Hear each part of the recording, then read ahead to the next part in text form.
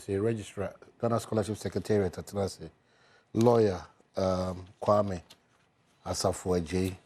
Hey, but I said, you know. LLM na my Mr. Problem. Mr. Problem. Mr. Kwaku Asafo Adjei. Mr. Kwaku Asafo Adjei. Mr. Asafo Adjei to say, Boko man. Bibi come on. Oh, nyame Adom. A honam ho kama. Adom kukura mu be ne de. Bibi anam so ho. Egu so ba e ka ne wo. Said that has been with it. And the Ubia Jaka or wala. Dabi. We different. Oh, I see. We so e ka de e kan amamu ho. Mfaso so e kan amamu ho. Enti yese nipa bia no ye de debrecha won sa who inherit both assets and liabilities. But obe inherit liability bia. There was all yen so yen hwehwemu say liability we a ababeda wo yi e kwan be na fa so e beda ho na aso enam kwan papa so ana na eka bia wo se yetu ana na se o mo fa kwan bone so na e de ka ne ba ya de anomo na wo se yetu fa ho se de be ya e be yesa abeto na o kina bi obi so amefa sa kwan na so ama o man na hwere sika. Okay. Mami ka nchia atiefo ne Bibia or Adom TV. Okay, I see. Mr. Asafo Adjei, maybe you shall see free this aspect of human capital development that has been Butaisun Kwa Bekaya, I think around 1968, that has been focus. Is that the case? Is still the case? No. What has changed? Largely, what I've inherited, no. It means that has not been the focus in the past. Oka human capital development as a training na say ye be boa ankrankre with special focus on brilliant but needy. Na yetimi amako acquire skills and animdie. Na the intent is that they should come back. No mo decide nimdie no eni san djuma na be boa Ghana mine. In fact, human capital development now must at all times be aligned to the manpower or labor or if you like employment needs of the country. Enti as of mine no enuti na ye the NDPC National Development Planning Commission for document ene ye adwuma. Enuti no se ekoduru se ene ya training nipa bebrebe na so sa nipa ni nyina esom e wa amanone oma oni oma yi mu a de kire ne se ye nya omu nyina so mfaso. Come me ba as the new registrar no. Min kind kra na I've seen over 1,000 no objection letters. You can no objection actually saying. No objection they say. O ma hene kwabna asante. Atro the aba secretariat was say. O peso kosua enwoma wo ebia English abrochiman na ebia wo kwa kosua ebia artificial intelligence. Die ntia wo say ye de aban sika hwe ne say. Ye feel say artificial intelligence enemrem no. Eno na enamba bia awoma bia de improve juma. Enti se mo ma hene kwabna asante kosua artificial intelligence na o de ba o man Ghana mu a ye benya no so mfaso se o de ye private adwuma ana o de ye abadwuma. The overall goal is or contribute to the GDP and to the growth of the country or if you like the economy. So if you have a situation where o man hene kwabna asante ya de Ghana sika bon ho ka wakwa kosua ade no wie ya o man hene say me pese me ba be so mo man Ghana na emu me pese me so broni enti wo na aban na wabo me ho ka no osika na hye enti tro let be a friend no objection say matumi sika atwene enti me ne o man hene ni twaka bia bi enti de o man hene pe bi obetimi atena abrochima mu asom broni emfa me ho. That is the essence of the no objection letter. That is the meaning of the no objection letter. Really? Yes. No objection here say. Who scholarship secretariat? Who need objection? Bia usika na ashe. Or any obligation to the country. You pay bi obetimi aye. So, your fault and I say all the now fine tune the down. In fact, they are bonded. Obia waji government scholarship bia de kwama no ni kusunya de no. Ye ma ne sign bond. Krata e kire se owie wo so oba ebe som oman Ghana na yeso ye nya so mfaso but here is the case we sign bond na wie no nipa kro no a wo man sign bond na asa so assign say no objection tena ho som bruni memma Ghana. How is that possible? That is what is at the secretariat.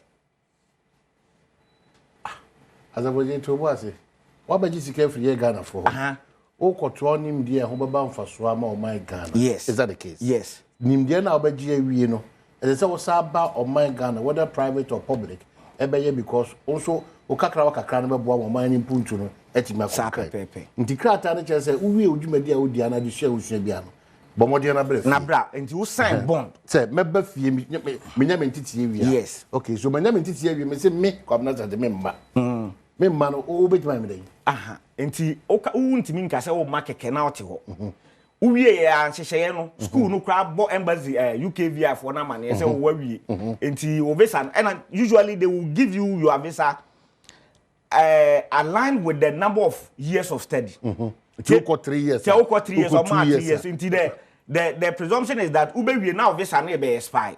Nti ebe expire student na o man hene na on person obesa ba Ghana no. No attra secretariat wo say on person obeba nti secretariat na approve ade na e friend no objection e say I ye na sponsor no. Eso yesika ahye kra nye hwe. There be the one be say share atu.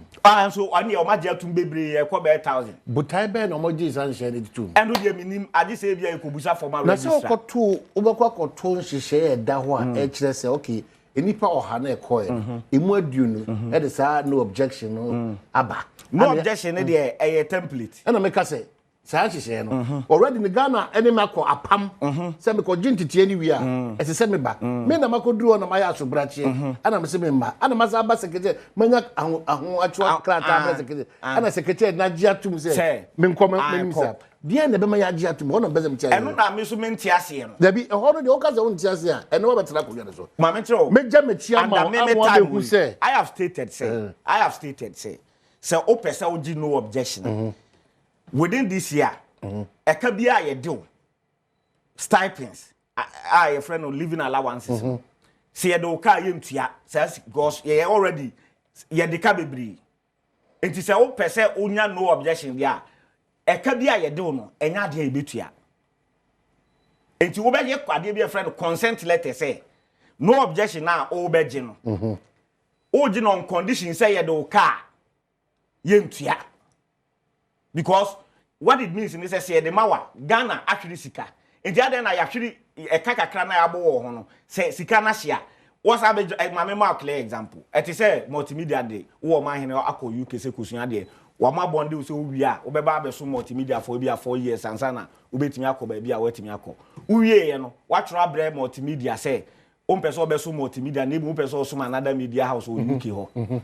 The temerity say o man as a troll letter but sorry I so be demonstration adan time na be school kra no na we say multimedia ma me living allowance wa fa ma me ntimi be protest na ma me living allowance. Does it make sense? But why do we encourage that at all?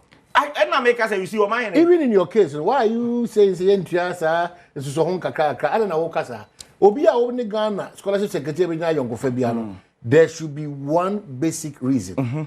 Reason in say ukoji nimdie ne ntitiye bia wo baba wuchi na wasa be na wo de san ntitiye ne nimdie abo o my Ghana under no circumstance ana sa dia na anya adwuma yeso so secretary to kwa de wo de opa akwa ye de mo ho ka bi. So in this time of difficulties where we owe UK alone 40 million pounds as a result of non-payment and you see your mind there are some questions I'm trying not to answer you. Because the former registrar is alive. He's an MP. He has to answer questions. Well, I cannot be here and account for somebody's stewardship. But you have taken over. I have taken over. So I only provide the notes that you have been given. But all these were not captured. These are discoveries. And that is why it is important that we ask questions. We summon people to come and give reasons. And that is why people like Dr. Matthew Poku Prempe and Co. are being invited to the BNI on daily basis to answer questions. Well, but that one, I don't have an idea. Say related to. No, make us say a general principle. Say, me two way. If I'm no more the registrar, now or my hene, when I owe registrar, now who be. It's only fair. So say me answer questions. I be explaining why it was okay. So in your notes, it was not a part of it. These are discoveries.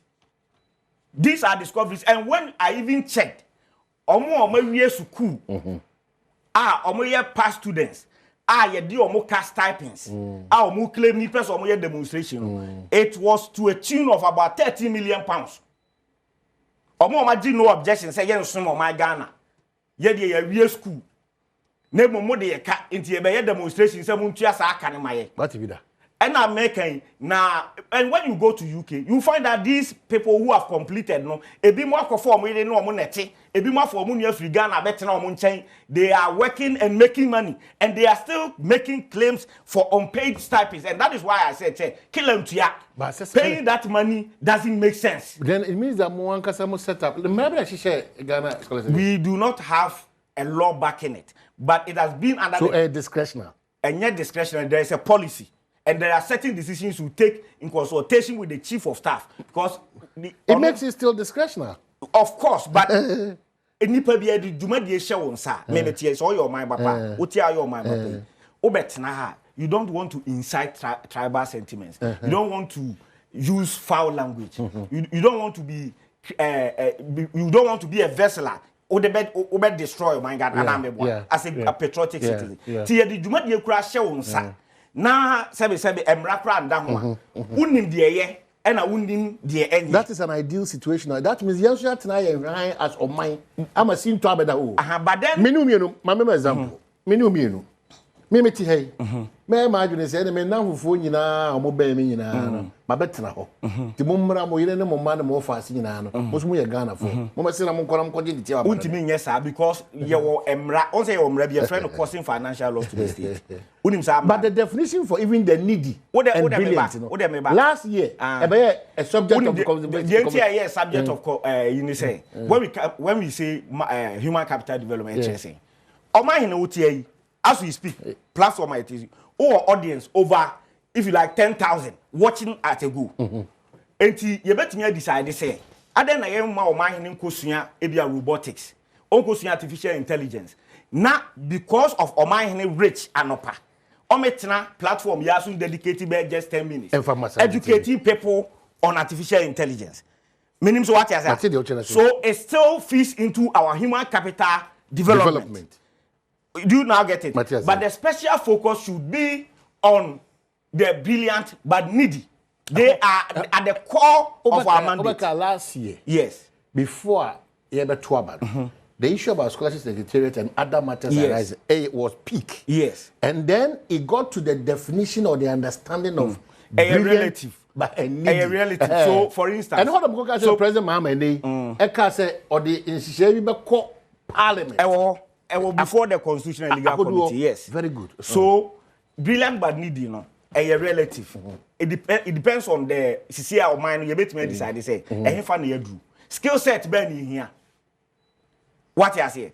And you will be our needy biana, or you're interested in a certain program. Obiwa or you needy, but as on your medicine, also on pay long. So you can't, just because somebody is needy and you want to support the person, doesn't mean that you can force a certain program on them. Meaning say what you say, lady ya na no wapa here oba me office me or Facebook na me cause ombra office or buy me busan say den no person ye or so open medicine me say ne kwana ko apply medicine no unya admission na oba na edin hihye agu akwam na ya boa na ya ma scholarship no de me cause what ya me nka say e bia me my law enti me be say ono so chichina onko law enti at every point in time so hwe manifesto no kra yewura Mahama aka say yenhwe yenuanom muslimi for no niemo special dispensation with a special focus or emphasis on law, medicine, engineering and IT. In fact, in the same manifesto oba media page 139 paragraph 6.1 or see one central for hold on camera say na momo ye be de wuru nyina wi a na mo yes I'm working with the vision of President John Dramani Mahama. Enti media for unamfo for kakra o ma besra me office. I've told them and I'm making on TV so actually your manifesto be be wo ye wura Mahama anyi mo amfrim o se ye mo one central for tin central for so nsa be kan o mo de the fact say ye one central for enchre say ya twe ho afri brilliant but needy ne ho omo so hye dance no e wo ho minim say what masia and na ye for brilliant but needy for nko na be chichiri kuro Ye the central for chichiri crew, ye the approach for chichiri crew. In fact, in the manifesto, President Ashebo says scholarship secretariat should collaborate with the Ghana Police Service to build their capacity to be able to be ahead of criminals. It is our children who say police officers be short programs there. Na scholarship na 8 year. And no interest or need they don't qualify. And only continuous professional development. Exactly. In fact, a great president and free. Or say Feed Ghana project, say it was scholarship be able to develop your and capture all these areas. What you said there be because all your minor what great sector form one. Food inflation be cost through. That's correct. What you say? Enti enye brilliant but need for one the chichiri crew. So the scholarship secretariat, a mandate cuts across. Just that said they now can some people have the tendency to abuse it. Abuse. Abuse has been the key. What you say? Because registrar, we are discretionary powers. Oh, we are powerful. But so we need to Oh, fantastic. Clearly, I'm Brazilian and a focus. Exactly. But we are nipa. Once you be a man, only be a so on finish on sano. One jida ye minimum se wono. Mpensenpensenmu bopani bidin. Ye for me scholarship award committee. Okay. Panini say unpair that noise, and he's an educationist. Because there's too much noise. He's an educationist. He's a professor of law. He's a serious professor of law. He's well respected. He has served at the Jubilee House before. He is going to be the chairman of the Scholarship Award Committee. And going forward, going forward, no per scholarship now. You apply, it goes before that committee.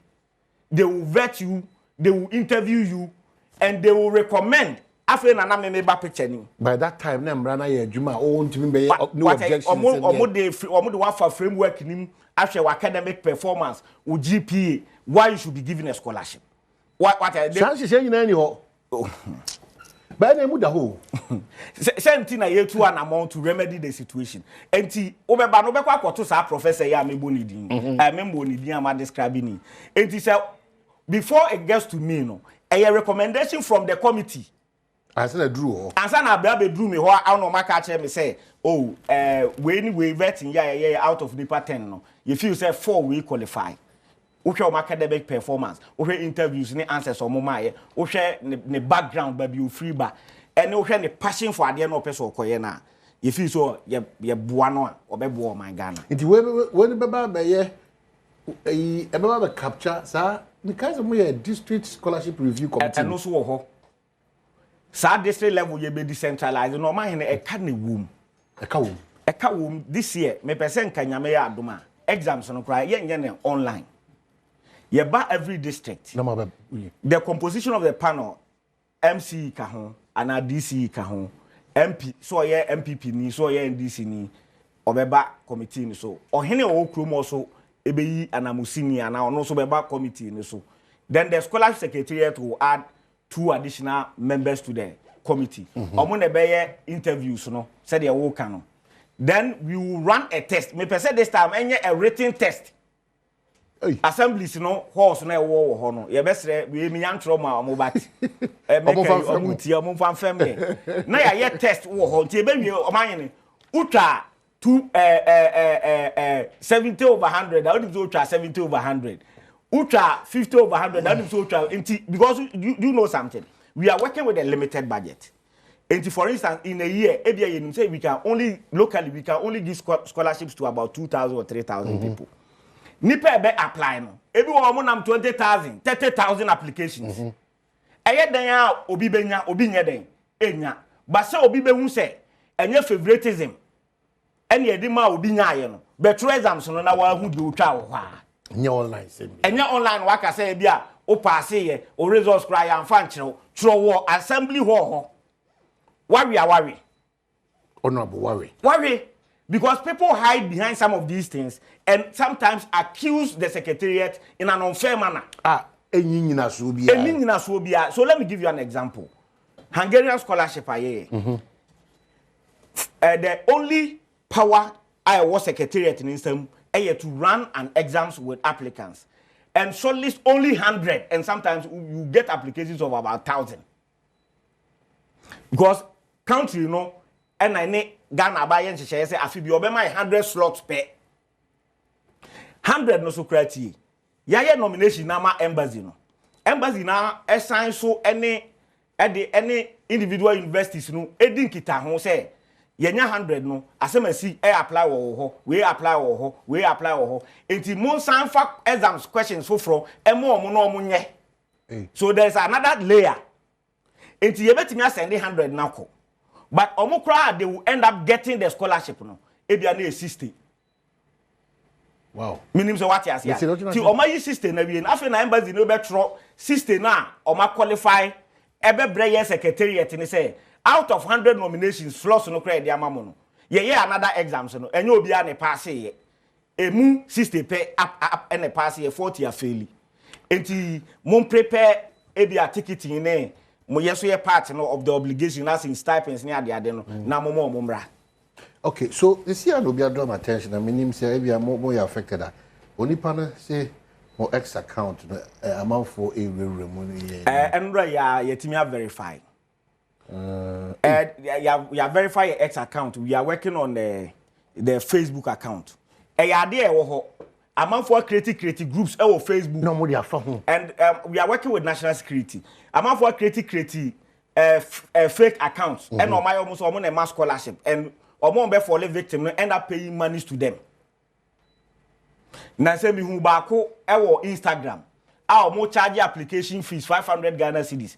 Me no secretariat in charge application fee da. Free. Minimum so man what am say. Enti sometimes ye tie kra ye di nkomo yi. Eso obi a she wan corner dada and say mamiska na me nkoje scholarship mo. The same was when enough education. Oh, I say, I don't want to mean blame. You buy no February ya to June. What I remember blame. Me on say a good say. Oba no. Apart from the handover amount, one castle diligence amount discovery. Yes. It amongst these discoveries, Libya Okase. The first attempt that you are in collaboration with national security. Yes. Bo has a uncle for Kona. Almost a mantra this abonino. So as a motivator. In fact, to verify your Facebook account, so only following Kesium building Yana Edding. But you perceive to an amount national security officially a trodema metaphor say we official government Facebook handle so that they will expedite and verify it for us. So what so that on Facebook we say a verified account in on X, you know, there's a verified account. You need Instagram, you need by just the X account and the Facebook account. Okay, so Mr. Registrar, what does so what language immersion is that Swahili? Yeah, do omuka. Not the fahaka. Baby, I cow. Yeah, the cow. Nana, they want to say almost my former coalition for something about demonstration. Yeah, the cow Algeria, yeah, the cow Morocco, yeah, the cow baby, Togo, any Benin, it's a year abroad program. I will kind in relation to language studies. Yeah, the car. I will say, yeah, currency no promote the chance safer, so yeah, the car. God, we pay in safer. But how is it happening like that? And nothing I'm saying, people will have to answer questions. But I don't know, men can be brave or platform because most of the subjects are under investigations. Because, me cry, me tia. Me a politician, I only say me a NDC. No. I can comfortably say, Ebia, ni padodo na omunya scholarship kwama no. NDC for be beat me a womb, but MPP for be dos because omuna no ma. But that is the norm. That is the norm. No problem. That is the norm. There is nothing wrong with it. But there's everything wrong with it when parties are in power. So you see the challenge we have. Let me explain something to you. Let I want to be very. Say the unim say me very frank no. Yeah. You see. Akokwa oben woni na wi abebesre mame chiro me kai say ye vice president equal campaign wo adura in the process ye nya car e na omode saa bidie car no before nipa no bebre nti car no out of excitement okwa no aba na edane me sure so kai saa story no enipa bebre wui enipa bebre pride why they were supporting a political party. They were supporting the vision of a flag bearer. And they papa na be omampani enti say Unia Jackson or saying Tiamwa Abba applies scholarship. Ye share criteria and wamiti. Papa ba kwa wawu neba Abba also wamiti criterion one in faman. Be fair, ye nipa. Clearly, exactly. Because somebody was supporting the vision of a particular person, and in the process, watch it, ne mama ne papa. He needs to be considered. Exactly. And I won't run away from it. Your Utah, Ebimu at them in the process of the campaign. Ebimu, I maybe say, one before my Juma, because I was politically exposed. Bianfa. Obianfa, or himself or family MPP for crowd no patronize the product. And sometimes being a politician or involved in politics also comes with its own disadvantages. But for 8 years. Nasa and Abba criteria na framework they year qualifier. Exactly. There is nothing wrong, say, over consider or not. Tina Meka say, Akuka or Ben uni. And we are bebesre, and Kukoma, Money Mammy and Grassim. Mammy Perdian Yamamo, what do you want to trip or dear? No, now, Bebana, said or Ben or better than So when you sit a pressure seat, that means political pressure and papa. And a normal by Sukunika cracker. Sometimes when you a communication, when you let me tell you something that is happening now. Maybe who are buying BM, maybe there are, you see at the Jubilee House, they don't even put pressure on me. They just listen to me.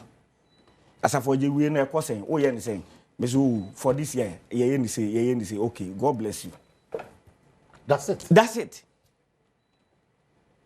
That's it. Open to party you. And yes, me painting. Maybe you me. There be, Miss Open to party ye. Maybe you renew your mom. Mammy Casem Chow. And me person both individuals, Dean. Bahama will be one of the best presidents ever Ghana. Enya. He will be or he is. Say Yeguso one term. Continuously no. Unim dientia. Anasa o bra President John Dramani Mahama. Wanya kwanya tena kunya na soda. Enu hu omo anu mu twitwa amanfo nanti omo mbetwa ntro to o manhene so anenye no kre enam so bi ono o manhene ntem kra seye enso na bia nka o manhene wadwen papa bi ode beboa no. Ti enam so ma mistakes nkete and our co-opposition 2016. What you want to who nipa say, say the pie bad. Saying sema yeti nyina na de adwuma. Sa papa ya na mo emitu ya nka beboa me. Kai bia nka man co-opposition. To asua ni nyina wa akire. Wa hu nipa soso. Enti enei, o ka so ba ya be ka say o man hene kwabna asante. Ayi say no wa je. Ojiatu. Sa na office obey. Exactly. Because yenya obampani bia wanya this opportunity that Tina Obaye within a short time, no, Unsensakraye bebrebe or say reset agenda. Tiasa for day, you have the 2 minutes now. Go and reset. You are resetting. And I'm resetting. You are resetting. I'm resetting. You come with your vision. What you say? Remember local scholarship issues, no? Kakra that's how by Kano homes and Crab for so. A very quiet a Kano city. As MB as so can be a soca. As long as I'm a quiet Majina, people must answer noisy. No, my main coach 7,000, bra. It be traveling one back. Na much 1,000. Do the any Scasemo quadri kakra. Once I say, Mamma 1,000, but in travel by the registrar, scholarship secretariat, and the education command. Minim say woni gise opese obusa question sa akonya no bema sa akonya mo timi na edi komo ye kwa basisia. Well, yes I was say lots of your text messages ana aba e bring into mu fanche say mo anya sa akonya no amma kenkan do na amma mo ana se mo timi afra mo fanche me na fe menka say Ghana Scholarship Secretariat Registrar ana wa ha menene twetwen komo Kwaku Asafo Adjei ana ye twetwen komo. In fact mudu do na de nsebisa it just goes straight to areas and then we come back to conversation. So on the no objection, DNTR, YMPC sign. Any DNTR for this year, wow, pay no objection, be over consent letter. I say, own sign, cow, whom a country say, okay. Inti amount inti enona yeguso a yegina so e dey for this year say the be cap na akogu obi so beti na yetimi get out of that difficulty no within a very short time Etos will be going forward on the no objection letter. Wa obe school a opese oji no objection letter no. The award no and I can yabo it now becomes a loan. Better. I think I'll switch eba. What it becomes a loan. You'll be forced to come. Until you are discussing this issue with the chief of staff. You formally write for approval, and the government will now create a Ghana scholarship fund separate. It's here too. What will be to coin or the Ghana a bicycle and beko and that Ghana Scholarship Secretariat will be because on person ban. We are working closely with the embassies. A Jumabi and we write to the employer. Said the bear obe remedy kakra to account. Very a bit a kakra. Any person say yes. Me na me me twi me mu kokase we ni kwa aka bia Ghana be because na bi mu argument ni say omuti krom ho no omu ye adwuma omu remedy omu send this cab but argument a flat because you are not remitting because of government of Ghana. You are remitting because a your responsibility says you cannot remit am family or mine o remit akoma no papa no which is something you do anyway. I know the enti eno kra de omu fa no nto nche etoso bi o mahene for this year, because of a car a day UK, until we are not sending any student to UK. Oh, a canty. As at 2023, now UK for now say, Omonji yen crata view. To say, Opeso Kusunya Diana, your mount award from Ghana Scholarship, we catch us a copy financial guarantee for flow. But you say, Adam Guasian Fata, Kadiba, eti me call and me ama catch say, yeah, cry for Biama. And you have been a mobile announcement anymore say it won't block it my block or my catch for this year for UK. Hoping that by the close of another year, no to my one but say next year you better sign for we will communicate same to them. Yeah, promise or 3 installments for this year. We have made the first installment. By August, September, another installment. Then November we do the last installment. Then next year you say no be better. Ebia you are to be who mobile now am I an increased budget, then we can pay up the debt, then they will open the gate for us. Now you assign the students in the Ghana mabuno person musukusunya dem echo. And that is for UK. US so the car close to $10 million. Meno can say University of Memphis has suspended all Ghanaian students under Ghana Scholarship Secretariat. And say non-payment, delayed payment. Almost ahudwa ya for a long time. But me no almost kushiai. Or vice chancellor my bonan hoba menoka say asat enra. But what can you do to change that delay in payments? Menoka say enra home office na or Washington na afrem HOC na afrem ya confirm say scan I hit your accounts. Good. So this morning I will write an authorization letter to the home office so they effect the payment. Good.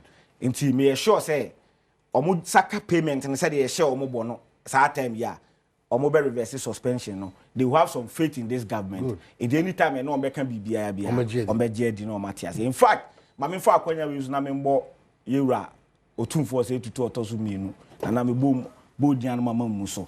And Ra also who your mobile actual crater through educational foundation or Memphis. Memphis, a normal partnership zone or Hene anymore. So also the crater aqua school say. Omunya butrema Ghana Scholarship Secretariat e kan nye na bakery tie na emu mo nim se omo wa rehemu ogidie omu se ewo esa wo gidie o president Mahama mu se sa resetting agenda ni ti sa kan na ebe ya eden every ho na ye de ehuni enu nti omunya butrem fama ye asat enro amehu sa letter no me mail mu a eno so call university no so payment will be done within this week yeah akọ Memphis nti students are mo frɛ me bebre say suspend. I'm well aware. I fully share your plight and your frustration. If you cannot be do America, a better school or NCBA, and I know the suspension will be over. You focus under John Dramani Mahama, ne government we move for scholarships. STEM. Good. That is the framework. It is all per scholarship. Be aware. Control say ukoye MD US and Canada na mfamba ye nim ha we won't give you STEM. Why? Because me translate dwene ho kura hu say o mahene e ka bebre ba ye di this 40 million pounds which is almost close to 1 billion Ghana cedis. The $10 million in US the Cabibra, you did war Germany near Adiade no. Sakano, Sakano, Sanke de Wagana, and I into your cry. And do you know why? When you pay, Sassika in our Crabecco Ghana institutions war, the money stays in the economy. The reason that the BISA come on the near Kusiadi and say, you need enough facilities, anyway, infrastructure, and you but we also want to boost your revenue generation.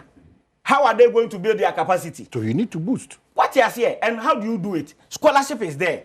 And then you prioritizing the local institutions, University of Ghana, KNUST, UCC, Amstead, NKHA, and what be done? Kayutia, Sakaima or more. And Komudi Bessi Adana Kessie, the back medical equipments, and the equipping or more medical medicine faculty. And I know correct. Then say, tell me your focus was brutal. How do we resolve that problem here? And for how long are we going to use that as an excuse to go and pay CK 30, 40? One person for a scholarship abroad can take care of about 30, 40 people in Ghana. So we should concentrate. What you say? And for programs that are available in Ghana, we won't give you scholarship. See, bet me design. I don't need so far as pen no, you can be assured. Say ultimate for country me say. Okoye MBE into your mouse scholarship. Uko committee na nim you won't meet the criteria. Because ebiwa. If you kinchine oko there. Into ye be ban. So that we are able to align our foreign scholarships towards your manpower needs. Adi here. Ene here me ko hu wa unia ba Honorable Elizabeth Ofosu Adjei. Say she's in charge of the industry. On my usually abrofo no omunya contractor. Omoba kroma na ka say local contenter. The excuse they use and they say skills no mo hwehwe ne ye ni bi. Enti ye pese hu gap. Ye lake wa ha. Ye lake wa ha. That's a good exercise. You are identifying those gaps in gap na abrofo no edisi no. 2 months they will end up now bringing labor from their country. At the same time, na we export it. Once we can equip our own. Say ga utiama Ghana for an scanet na.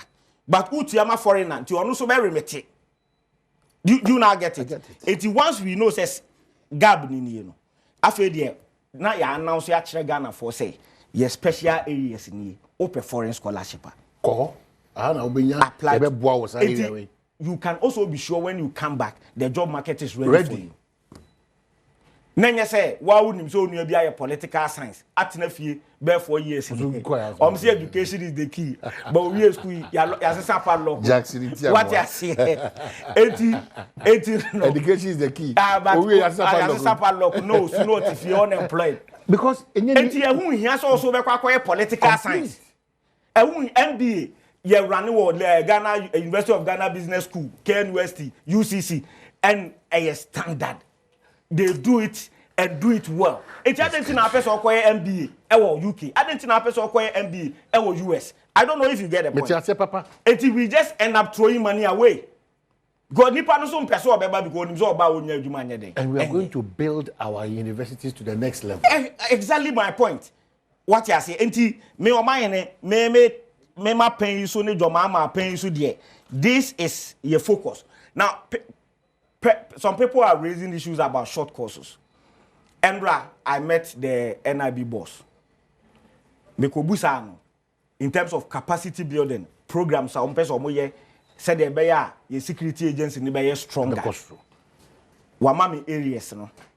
Mama na available slots are media ayeden. We are waiting for the admissions letters. But oh boy, you know. Kakra mo guidance so ka ho. Enti me twen so de beba. I will go to visit the IGP. I've already written the IGP me letter na check for audience with him. Same because President Mahama captured that as part of his vision. Say building the capacity, building capacity for our intelligence agencies, national security, and then Meshia customs. Ubia sabe kane de short courses ebe boa wo mo kakra. Safi what you say? Enti short courses no so mu hu a enye bone. It is to build the capacity of our security sector. Make enye bone because I've seen something there. Hey. Anyone discover no more? Yeah, program be so be akoya ba developing future leaders. It is all paper adwuma wo multimedia na ebuza say. We see you know developing future leaders. We be developing kwasi chuma na oman he kwa Abdan Asante. Oman. There be no man na obi aba wani so kwa adwuma na buza say qualification ye den a. O develop or say we developing future leaders. And because a skill set. Oh, kwasi chuma abo na bra bi na adwuma na be developing na na say. These are just funny programs. But when I went to Memphis and I met the biology department, almost catch them so short program they can create for us. So you'll be certified by an accredited, well-known university. Exactly. Because I discover the first layer of plants, so that when you put a fertilizer on it, it absorbs 10 times faster. Relevant. Very relevant. Support our agri sector. Exactly, relevant. They make our it is all compared to my baby now. I have a university from there, I have a certificate, a degree, but I have a certificate from me. But you don't go and arrange short courses with the company in UK, which was in the process of liquidation, which has folded up. Then almost all government institutions there be your civil service programs to be so UK. Yeah. But when in your UK the civil service there no, where your company be a friend crown agent. Okay, so my main counted down just some few seconds now. Remember 1,000 cities now. 5, 4, 3, 2, 1. That's the number. Number the 0555 868 star star star 0555 868 star star star. What do you couldn't? My man Nasi. Maybe a quick one. So with a quick by and quick. So I was on the short course. Yeah. So you're in Vietnam, China, Brazil, with individual institutions. Vietnam, yeah, share say a bit me the rice farmers. I call Vietnam. Study best practices in terms of rice growth. They are a major exporter of rice. Training Kakrebi 3 months. No, my back. No honorable Erikopoku absorb you. Now the boosty agri rice farming. Register, but when that's it. The last one on social media handles. No? So there is a fake one and there is an original one. I'm told KMC Abishu.